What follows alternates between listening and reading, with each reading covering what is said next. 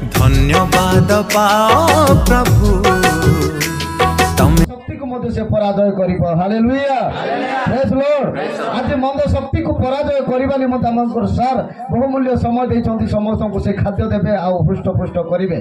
सेति पय ए वाक्य पढिबा माने पढिबा पूर्व मु प्रभु को दास को अनुरोध करो जे आमानकर आ जयपाल आज्ञा को आसीबे। ए वाक्य जेमिति कि कम्मा बिंदु जेमिति भूल न हेबो पढिबा निमंते जेहेतु एहा ईश्वरकर वाक्य एतिर मते से प्रार्थना करिवे। आओ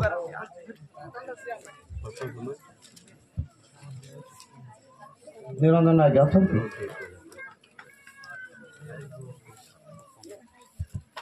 तो समस्त खोलिले कि हालेलुया प्रेज लॉर्ड। तेरे आसतु ईश्वर को माध्यम बा ईश्वर को वाक्य पढ़ा पूर्व आ परस्पर भाई मानक आम देखा आ प्रथम ए सभार उपस्थित होइछ बोली आम से पर्व तार 56 पद एठारे प्रकार लेखा अछि। तहिरे राजा कहिले पचार ए भेंडियाटी काहार पुओ कर्त वाक्यर प्रभु आशीर्वाद करंतु। हालेलुया। आमी जगत रे के कार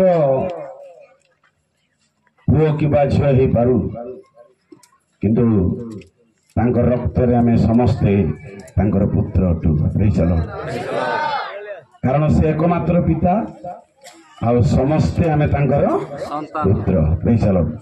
अवश्य हमर प्रसंग अछि ए युवक काहार आलोचना करिबा किंतु मो यह कहबा को चाहे जदि एथि पूर्व मु आपण मानकु देखि पारेनी कि आपण माने मध्य मते देखि नथिबे किंतु प्रभु आपण को देखिछन्ती मते भी देखिछन्ती। सेते में मु प्रभु को धन्यवाद दी। प्रभु को धन्यवाद देबा संगे संगे विशेष करी मंच स्थित प्रभुकर भक्त दासगण समस्त निकट में मोर हृदय कृतज्ञता सहित मोर आंतरिक नमस्कार जनाए। समस्त मोर नमस्कार। Praise the Lord.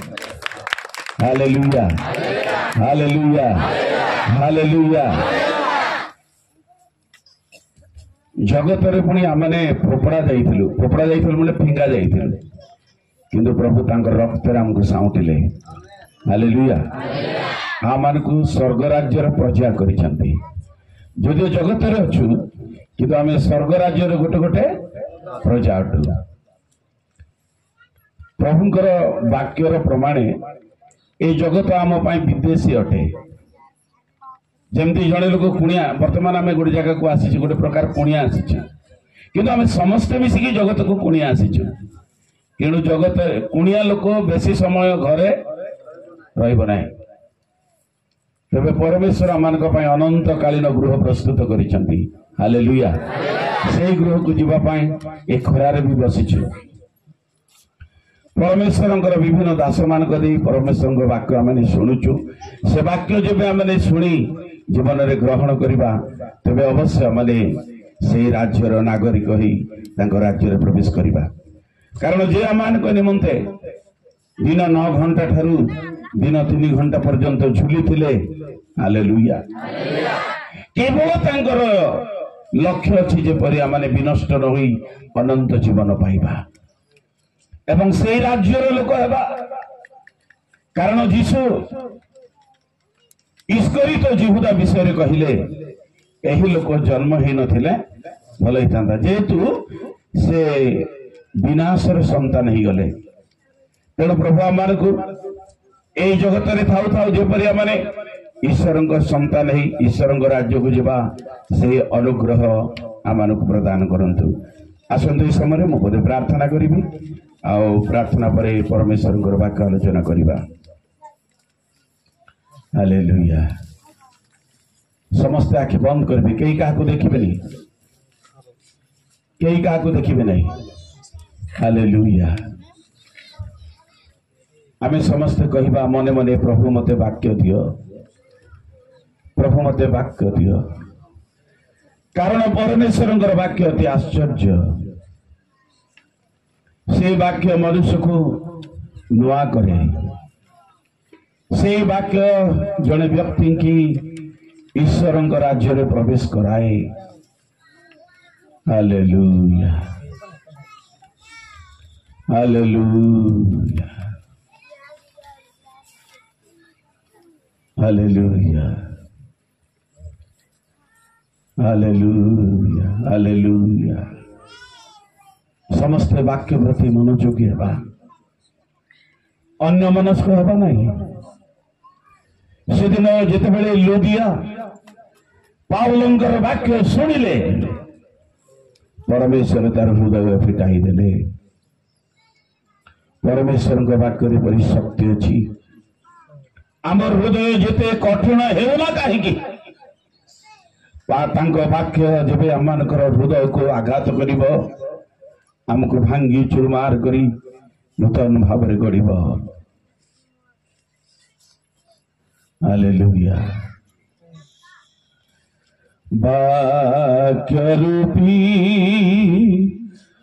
परमेश्वर तुम्हें उदित कर आमंतर वाक्य रूपी परमेश्वर तुम्हें उदित कर आमंतर हसी उठु आजी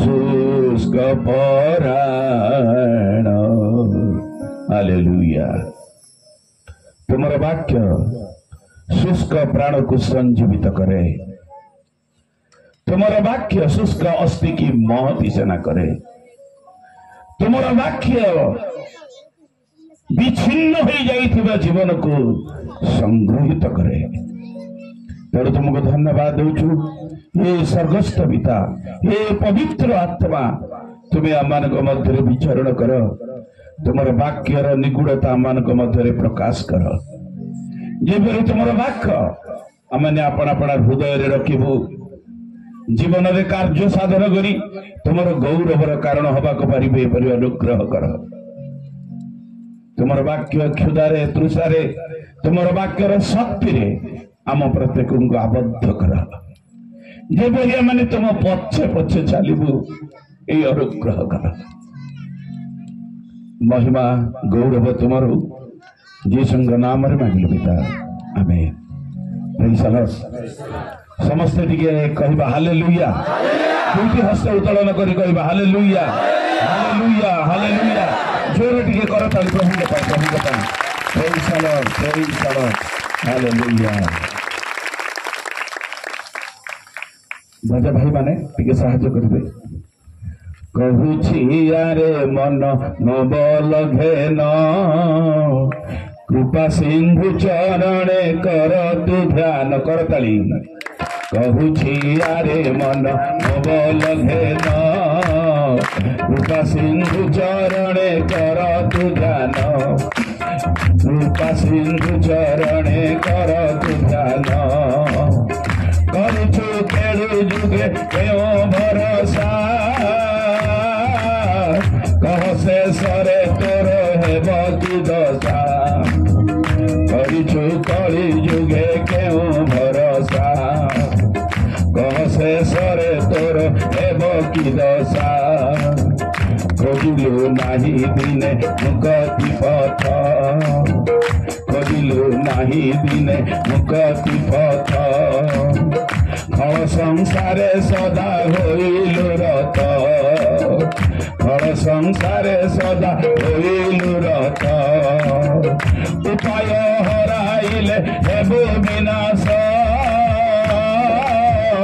उपाय हराइले हेबु विनाश कहूछि यारे मन नबल घेन कृपा सिंधु चरणे कर तु ध्यान कृपा सिंधु चरणे कृपा सिंधु चरणे कृपा सिंधु चरणे कर तु ध्यान कृपा सिंधु चरणे कर तु ध्यान कृपा सिंधु चरणे कर तु ध्यान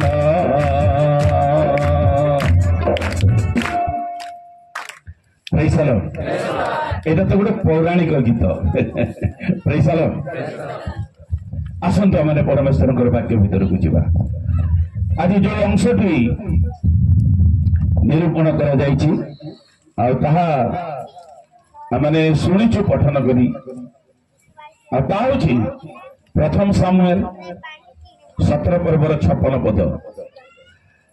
ସେ ସ୍ଥାନରେ ଏପରି ଲେଖା ଅଛି, ରାଜା ପଚାରିଲେ, ପଚାର ଏଇ ଭେଣ୍ଡିଆଟି ଏ ଭେଣ୍ଡିଆଟି କାହାର ପୁଅ?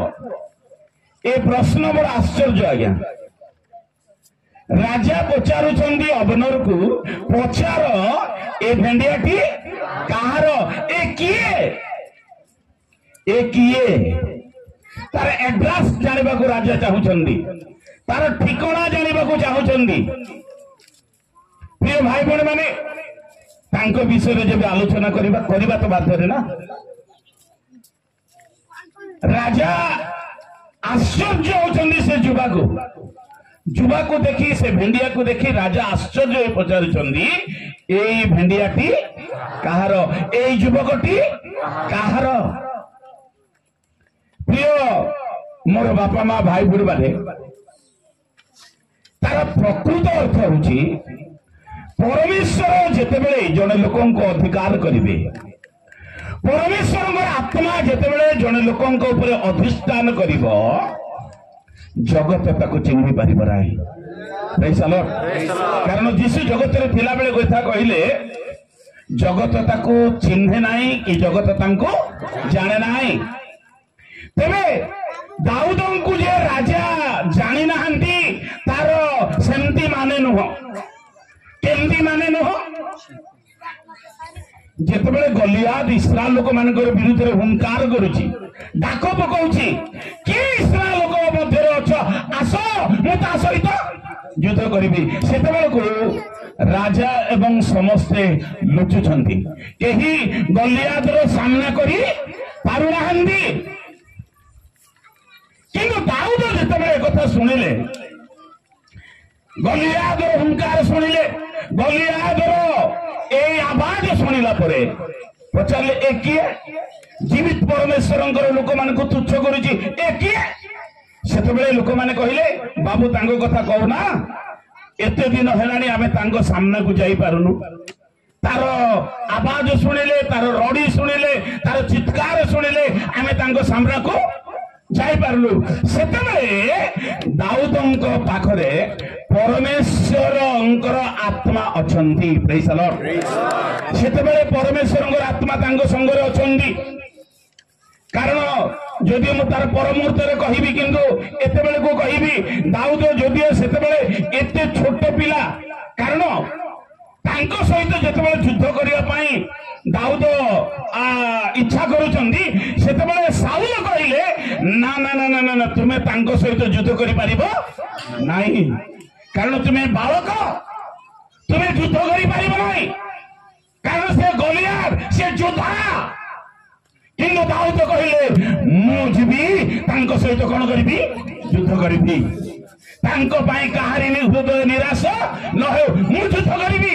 ସେତେବେଳେ ସାଉଲ କହିଲେ, ନା ରେ ବାବୁ ନା, ତୁ ତା ସହିତ ଯୁଦ୍ଧ କରିପାରିବୁ ନାହିଁ, ତୁ ଜଣେ ଟୋକା, ସେ ଜଣେ ଯୋଦ୍ଧା, ତେଣୁ ତୁ ତାଙ୍କ ସହିତ ଯୁଦ୍ଧ କରିପାରିବୁ ନାହିଁ। ସେତେବେଳେ ଦାଉଦ କହିଲେ, ମୁଁ ଯେତେବେଳେ ମେଷ ଚରାଉଥିଲି, ମେଷ ଚରାଇଲା ବେଳେ ଯେତେବେଳେ ଭାଲୁ ଆସୁଥିଲା, ସିଂହ ଆସୁଥିଲା, ମୁଁ ସିଂହକୁ ଧରି କଣ କରୁଥିଲି? ଚିରି ପକାଉଥିଲି। ଭାଲୁକୁ ଧରି ଚିରି ପକାଉଥିଲି। ସିଂହର କବଳରୁ, ଭାଲୁର କବଳରୁ ମୋର ମେଷ ମାନଙ୍କୁ ମୁଁ କଣ କରୁଥିଲି? ବୁଲେଇଛି ବସିକି। ହାଲେଲୁୟା। ଏଥିରେ ତ ବେଶୀ କଥା ଅଛି। ଆଜିର ମେଷ ମାନଙ୍କୁ ଭାଲୁ ଚୋରୁନାହାନ୍ତି ତ, ଚୋରୁଛନ୍ତି। ଆପଣ ମାନେ ଅନେକ ପରିଶ୍ରମ କରି ମଣ୍ଡଳୀ ଗଠନ କରିଥିବେ, ଆତ୍ମା ଲାଭ କରିଥିବେ, କିନ୍ତୁ ଏମିତି ଭାଲୁ ମାନେ ଅଛନ୍ତି, ଏମିତି ସିଂହ ମାନେ ଅଛନ୍ତି ଯେ ଲୁଚି ଲୁଚି ଆସିକି ଭିତରେ ଭିତରେ ଚୋରେଇକିରି ନେଇ ଯାଉଛନ୍ତି। ଆଜିକାଲି ମୁଁ ଗତ ଥରେ ଆସିଥିଲି से जो जगार थी जिते जीवास कर पचारूली आज्ञा ये वन जंतु ना कि बोलिकी कहबार ना आज्ञा आस्ते आस्ते आम वन जंतु सरीगला हेल्ले मुझे गोटे कथा कहती बणरे आ जंतु ना कि मंडली गाँ मानक बेसी जंतु गुड़ाक अच्छा प्रेज द लॉर्ड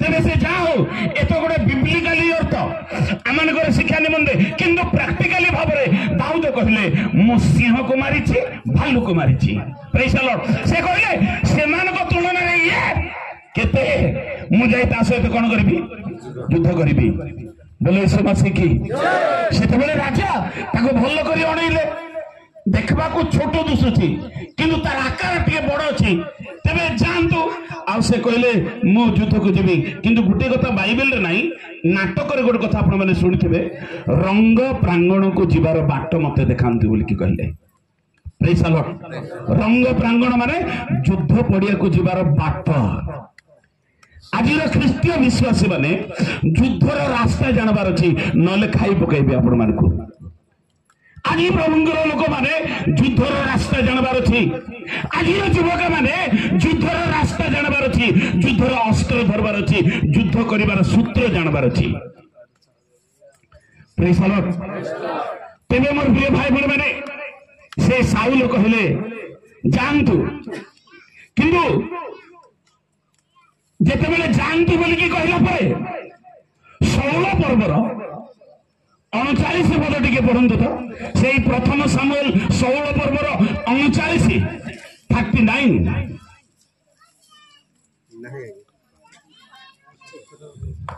अच्छा 17 रो 39 बस हाँ टिके काक दियंतु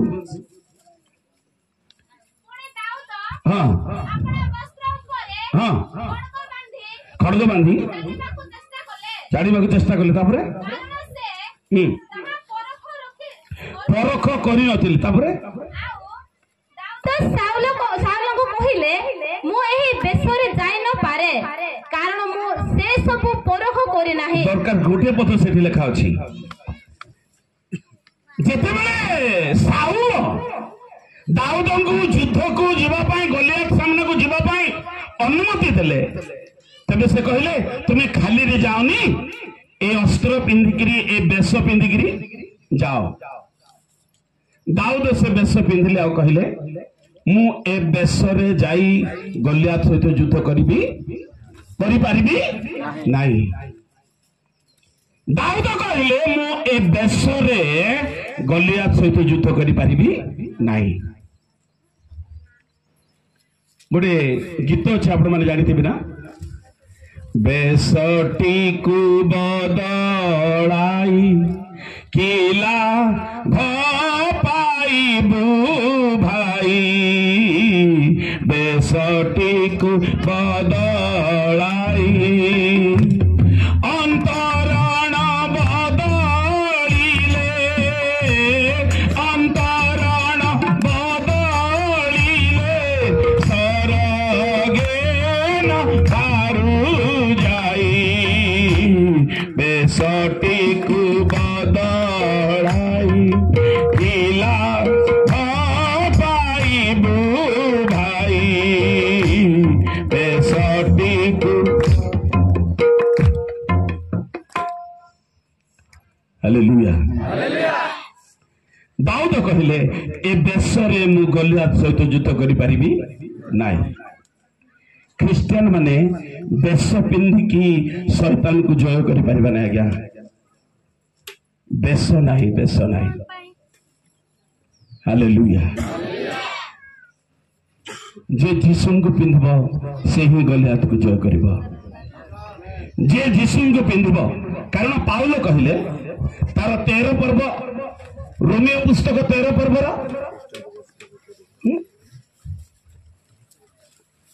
केते लास्ट टा नहीं चलो बस हाँ सेटा पढ़ो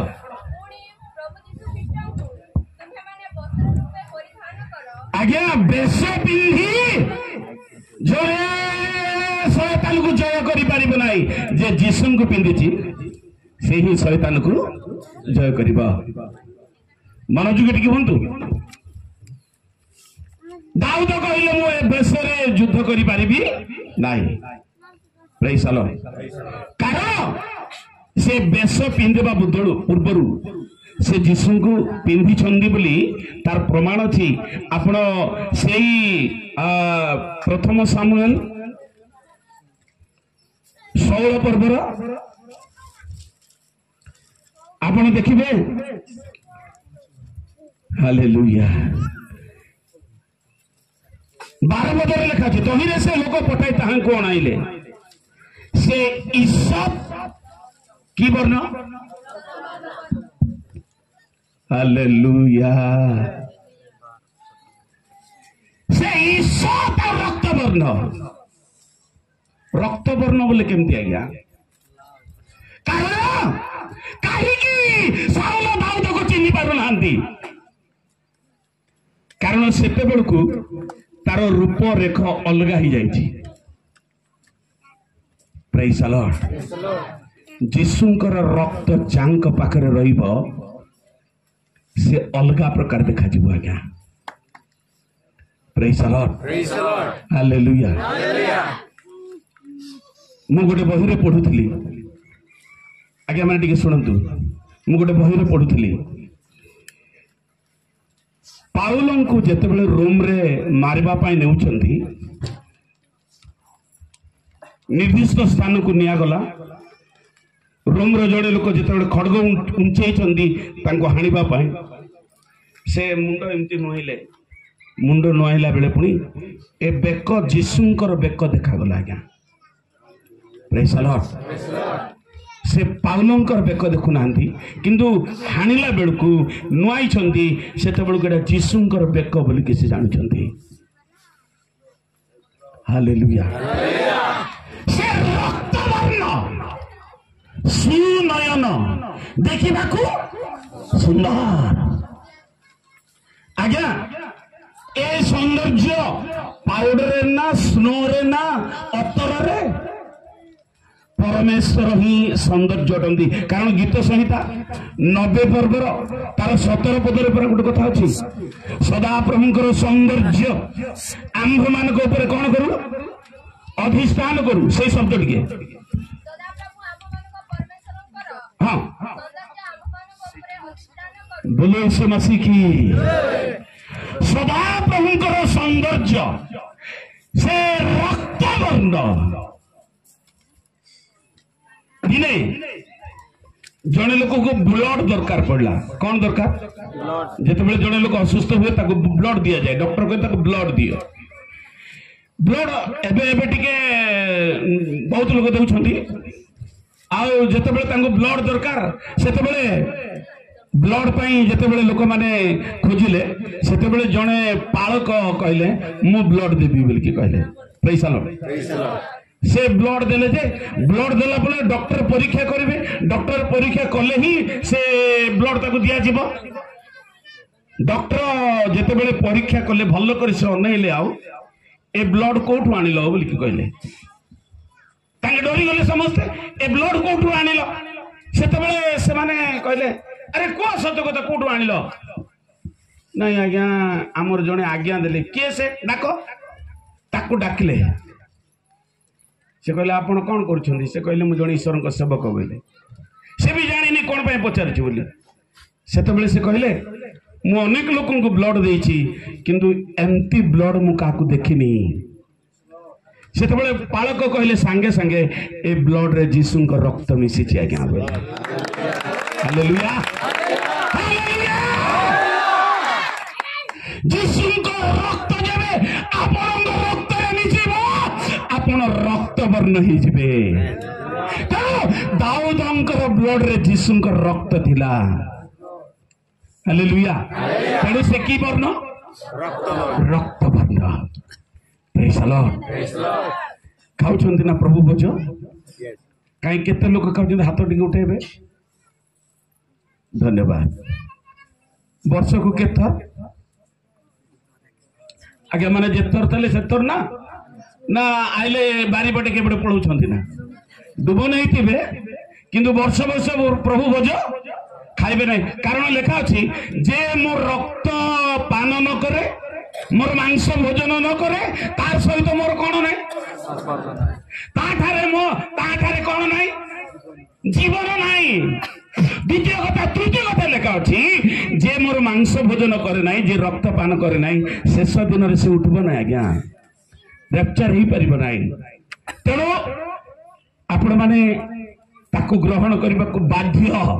अच्छा छाड़ू से रक्तवर्ण एवं सुनयन देखा सुंदर दाऊद को साउल कहले जाओ युद्ध करने दाऊद गले युद्ध करने आउ गलियात को प्रेज द लॉर्ड पकेले तले प्रेज द लॉर्ड। अच्छा पकेले जे सेठी गोटे रहस्य अछि दाऊदଙ୍କ पाखरे गोटे कोन थिला छाटणी थिला छाटणी भितरे कोन थिला पत्थर थिला केमती पत्थर थिला चिकन पत्थर चिकन चिकन बोले केमतीटा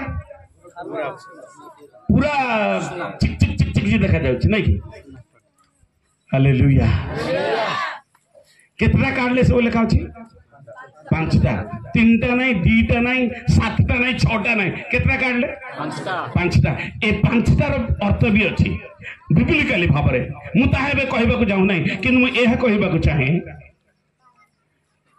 कोठारो बाहर गले से नदी बाइबल रे भिन्न भिन्न प्रकार नदी अछि ता भीतर गोटे नदी कथा मु आपन को कहबी आदि पुस्तक 2 पर्वर 10 किबा 11 पदर गोटे नदी अछि आज्ञा तिके पढिबे नदी ऊपरे उद्यान रे जल सेचनार्थे एदनरु गोटे नदी निर्गत होई तापरे सेही स्थान रो भिन्न भिन्न चारिधार हेला। हां तापरे प्रथम नदीर नाम पिसन हां ताहा स्वर्णाद पदक बहिला बस बस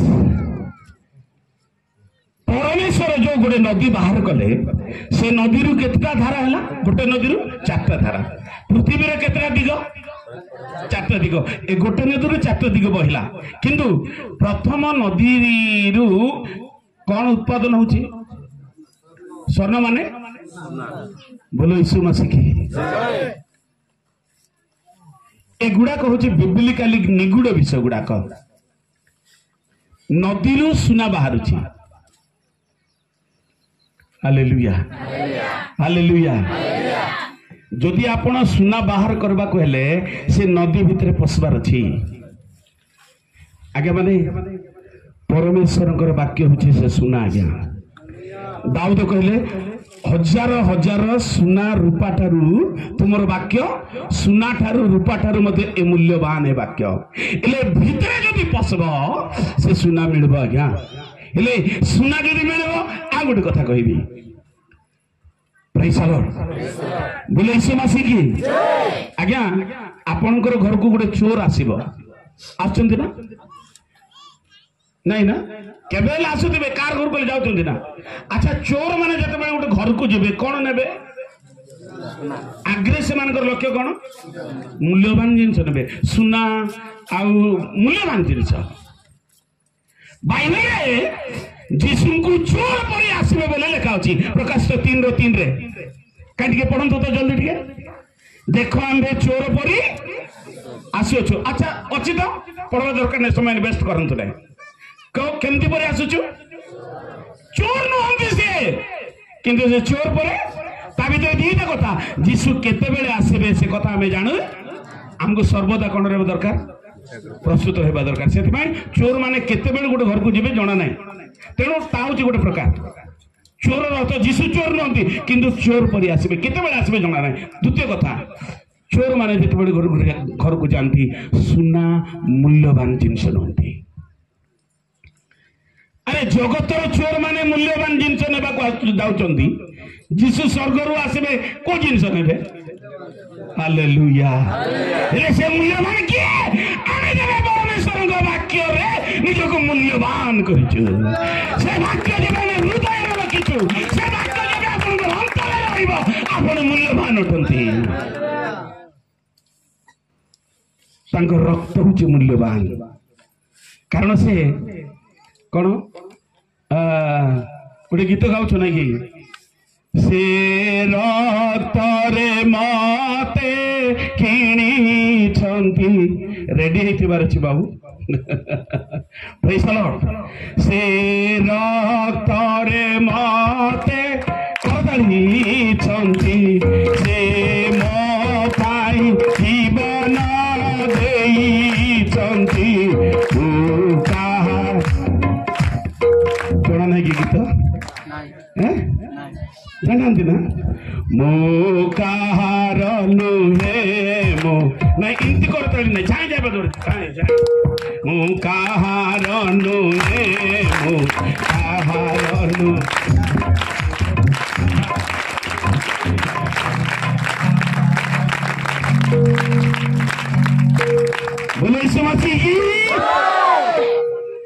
ଯେଉଁମାନେ ତାଙ୍କ ରକ୍ତରେ କ୍ରୀତ ହୋଇଛନ୍ତି ସେମାନେ ମୂଲ୍ୟବାନ, ସୁନା ଠାରୁ ରୂପା ଠାରୁ ମୂଲ୍ୟବାନ। ପ୍ରଭୁ ସେମାନଙ୍କୁ ନେବାକୁ ଆସୁଛନ୍ତି। ଆଉ ଗୋଟେ ଗୀତ ଅଛି, ରାଜ୍ୟରେ ଜାଣିଥିବେ, ଖ୍ରୀଷ୍ଟିଆନ ଜୀବନ, ଜାଣିଛନ୍ତି ନା? କାହିଁ ବୋଲନ୍ତୁ ତ, ଖ୍ରୀଷ୍ଟିଆନ ଜୀବନ ସୁନା ପରି ଜୀବନ, ହୀରା ପରି ଜଳୁଥିବା। ଖ୍ରୀଷ୍ଟିଆନ ଜୀବନ ସୁନା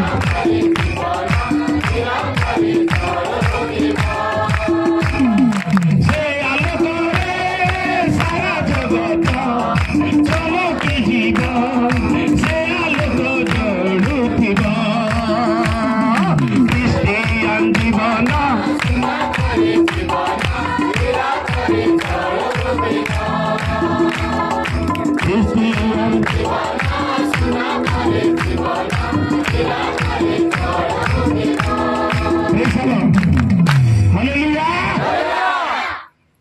ତେବେ ଦାଉଦ ନଦୀରୁ 5ଟି ଚିକଣ ପଥର ବାହାର କଲେ।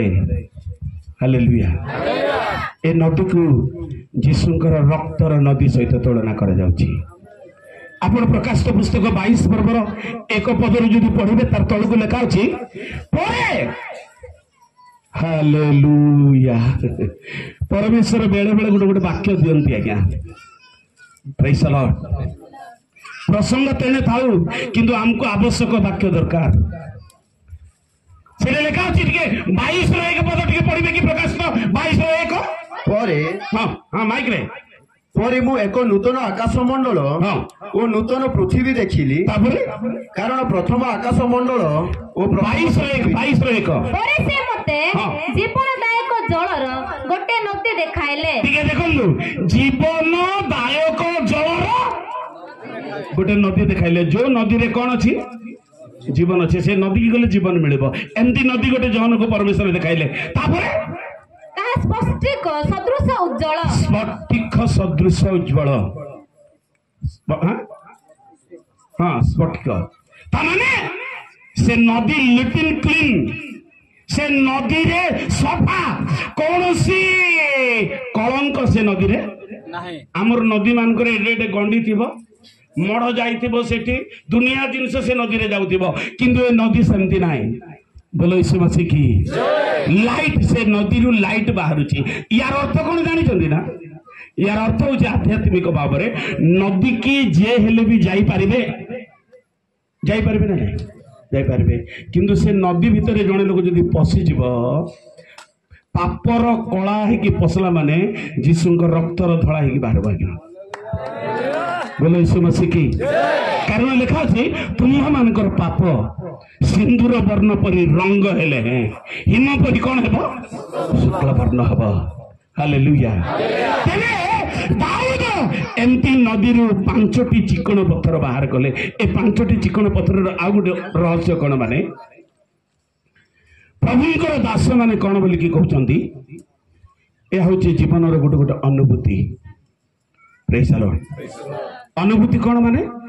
ପଥର ଯେତେବେଳେ ନଦୀରେ ଆସିବ, ଛୋଟ ଛୋଟ ପଥର ଗୁଡାକ ଯେତେବେଳେ ନଦୀରେ ଆସିବ, ଏ ପଥରକୁ ବାଜିବ, ସେ ପଥରକୁ ବାଜିବ, ପଥରକୁ ପଥର ବାଜି ତାର ଉପର ଅଂଶ ସବୁ କଣ ହେଇଯାଇଥିବ? ସଫା ହେଇଯାଇଥିବ, ଚିକଣ ହେଇଯାଇଥିବ। ସେଥିପାଇଁ ସେ ଚିକଣ ହେଇଯାଏ। ହାଲେଲୁୟା। ଆପଣ ଯେବେ ସମସ୍ୟା ସହିତ ବେଶ କରିଛନ୍ତି, ଆପଣଙ୍କ ଆଗରେ ଶୈତାନ ଜୟ କରିପାରିବ ନାହିଁ। ହାଲେଲୁୟା। ସମସ୍ୟାରେ ଯେବେ ବିଜୟ ଜୀବନ କାଟୁଛନ୍ତି, ଆପଣଙ୍କର ପ୍ରାର୍ଥନା ପଥର ପରି ଆଜ୍ଞା। ଶୈତାନର କପାଳରେ ବାଜିବ। প্রার্থনা দেখি হুই শয়তান মহাভীত প্রার্থনা রে হুয় প্রবৃত। ସବୁ ଗୀତରେ ତ ବଜେଇ ହବନି। ପ୍ରେଜ୍ ଦ ଲର୍ଡ। ଖ୍ରୀଷ୍ଟିଆନ ମାନଙ୍କର ପ୍ରାର୍ଥନା ହିଁ ଦେଖିଲେ ଶୈତାନ ଡରେ, ଆଉ ଭିନେ କାହାକୁ ଡରେ ନାହିଁ ଆଜ୍ଞା। ଯଦି ଆପଣଙ୍କ ପାଖରେ ପ୍ରାର୍ଥନା ରୂପ ଛାଟେଣି ଅଛି, ପ୍ରାର୍ଥନା ରୂପ ପଥର ଅଛି, ଆପଣଙ୍କର ପ୍ରାର୍ଥନା ଆପଣଙ୍କୁ ସେ ଭୟ କରିବ ଶୈତାନ। ଆଚ୍ଛା, ମାରିଲେ ଦାଉଦ ସେ ଛାଟେଣିରେ କାହାକୁ? ଗଲିଆତକୁ। ଆଜ୍ଞା ମାନେ এটা বড় রহস্য কথা। গলিয়াতକୁ যেତେବେଳେ ଦାଉଦ ମାରିଲେ ସେ ଚିକଣ ପଥରରେ ତାର କୋଉଠି ବାଜିଲା? କୋଉଠି ବାଜିଲା? କପାଳରେ ବାଜିଲା। ହେଲେ କପାଳରେ ବାଜିଲେ କେମିତି ପଡବା କଥା? ସେ ଏମିତି ପଡବା କଥା ନା? କେମିତି ପଡିଛି? ସେ ପ୍ରେଜ୍ ଦ ଲର୍ଡ। ସେ ଏମିତି ପଡିଛି। ଆରେ ଏଠି ବାଜିଲେ ଏମିତି ପଡବା କଥା, କିନ୍ତୁ ଏମିତି ପଡିଛି। ପରମେଶ୍ୱରଙ୍କର ଲୋକ ଆଗରେ ସେ ପ୍ରଣାମ କରିବ ଆଜ୍ଞା, ସେ ଜୟ କରିପାରିବ ହାଲେଲୁୟା। ଆପଣ ଦ୍ୱିତୀୟ ସାମୁଏଲ 8 ପର୍ବର ତାର 14 ପଦରେ ଲେଖା ଅଛି, ଦାଉଦ ଯୁଆଡେ ଗଲେ ସେ ଜୟ ପ୍ରଦାନ କଲେ, ପ୍ରଭୁ ତାକୁ ପରାସ୍ତ ହେବାକୁ ଦେଲେ ନାହିଁ। ଆଜିର ଯୁବକ ମାନଙ୍କୁ ମଧ୍ୟ ପରମେଶ୍ୱର ଚାହୁଁଛନ୍ତି, ସାବଧାନ ଯୁବକ ମାନେ। ମୁଁ କହିବି କେତୋଟି କଥା। ଯୁବା ମାନେ ଆଜି ଦାଉଦ ପରି ହେବାର ଅଛି, ସେଥିପାଇଁ ସେ ପ୍ରସଙ୍ଗ ରଖାଯାଇଛି। ଏଇ ଭେଣ୍ଡିଆଟି କାହାର? ସେ କିଏ? প্রিয় ভাই বোন মানে তা উপরে আমি আলোচনা করুছু। দাউদଙ୍କର জীবনର କଥା, ସେ କଣ କରିଛନ୍ତି, କାହିଁକି ସେ ଏପରି ସ୍ଥାନକୁ ଆସିଲେ, ଲୋକ ରାଜା କାହିଁକି ତାଙ୍କୁ ଆଶ୍ଚର୍ଯ୍ୟ ହେଉଛନ୍ତି।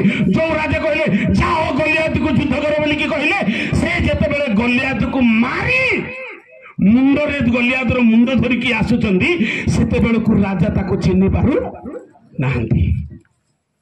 ପ୍ରେଜ୍ ଦ ଲର୍ଡ। ସେ ଅଜଣା ଲୋକ ନାହିଁ, ଗୋଟେ ନୂଆ ଲୋକ ନାହିଁ, ଯାହାକୁ ସେ କହିଲେ ଯାଅ ଗଲିଆତ ସହିତ ଯୁଦ୍ଧ କର ବୋଲିକି କହିଲେ। ତାକୁ ତାଙ୍କ ବେଶ ପିନ୍ଧେଇଲେ। ଦାଉଦ କହିଲେ ମୁଁ ଏ ବେଶରେ ଯାଇ ଯୁଦ୍ଧ କରିପାରିବି ନାହିଁ, କିନ୍ତୁ ପ୍ରକୃତ ବେଶରେ ସେ ଗଲେ, ପ୍ରକୃତ ଜିନିଷ ତାଙ୍କ ଠାରେ, କାରଣ ଯୀଶୁଙ୍କ ରକ୍ତ ତାଙ୍କ ପାଖରେ ଥିଲା। କେବଳ ଯୀଶୁଙ୍କ ରକ୍ତ ତାଙ୍କ ପାଖରେ ଥିଲା ତାହା ନୁହଁ, ଯୀଶୁ ତାଙ୍କ ପରମେଶ୍ୱର ତାଙ୍କ ସଙ୍ଗରେ ଅଛନ୍ତି। ସେଇ ପ୍ରଥମ ସାମୁଏଲ 16 ପର୍ବର 18 ପଦ ଟିକେ ପଢନ୍ତୁ। ତହିଁରେ ଯୁବା ମାନଙ୍କ ମଧ୍ୟରୁ ଜଣେ ଉତ୍ତର ଦେଇ କହିଲା, ଦେଖନ୍ତୁ ମୁଁ ବେଥଲେହେମ ଯୀଶୁର ଏକ ପୁତ୍ରକୁ ଦେଖିଅଛି, ସେ ବଜାଇବାରେ ନିପୁଣ। କେମିତି ଆଜ୍ଞା ମାନେ ବଜାଇବାରେ ନିପୁଣ। ମୁଁ ଏ ବାଜା ବାଲାଙ୍କୁ ଟିକେ କହିବି, ଗୋଟେ ପ୍ରାକ୍ଟିସ୍ ଅଛି। ମାନେ ଶୁଣବା ଗୀତ ଆକା ଆମେ ବଜେଇବୁ ବୋଲେ ହେବ ନାହିଁ। ଆପଣ ଗୀତର ସ୍କେଲକୁ ଧରିକି ବଜେଇବାର ପ୍ରାକ୍ଟିସ୍ କରିବାର ଅଛି। ୟାକୁ ନିପୁଣ ବୋଲି କୁହାଯାଏ। ଗୀତ ଆପଣ କେବେ ଶୁଣି ନଥିବେ, କିନ୍ତୁ ସ୍କେଲ ଜାଣିଦେଲେ ବୋଲେ ଆପଣ ପଳେଇବେ, ବଜେଇକିରି ପଳେଇବାର ଅଛି ପଛରେ, ନହେଲେ ଦୋରାଣ୍ଡି ହେଉଥିବେ ରହିଯିବେ। ବୁଝିପାରିଲେ? ମାନେ ବଜେଇବାଟା ଆପଣଙ୍କର ସ୍ୱର ଗୀତର ସ୍ୱର ଶୁଣ ସାଙ୍ଗେ ସାଙ୍ଗେ ବଜେଇବାର ଅଛି। ନହେଲେ ମୁଁ ନୂଆ ଲୋକ, ମୁଁ କୋଉ ଗୀତ ଗାଇବି ଜାଣିଛନ୍ତି କି? କିନ୍ତୁ ସେଇଟା ହଉଛି ଗୋଟେ ମାନେ କଣ ନିପୁଣ ନା କି, ମାନେ ସେଟା ଟ୍ରିକ୍। ଆପଣମାନଙ୍କର ବଜେଇବାର, ଜାଣିବାର, ଅନୁଭୂତି ଆଗକୁ ଯିବାର ଟ୍ରିକ୍। ସ୍ୱରକୁ ଶୁଣିବା ସଙ୍ଗେ ସଙ୍ଗେ କଣ ବଜେଇଲେ ହେବ ବୋଲେ ଆଇଡିଆ କଲେ ହେଇଯିବ ଆଜ୍ଞା। କିନ୍ତୁ ଦାଉଦ ହଉଛନ୍ତି ବଜାଇବାରେ ନିପୁଣ।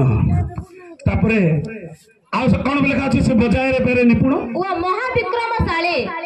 କି ଶାଳୀ? ତାପରେ ଓ ଯୋଦ୍ଧା। ଓ କିଏ? ଏ ଭେଣ୍ଡିଆଟି କିଏ? କାହାର? ମାନେ କିଏ?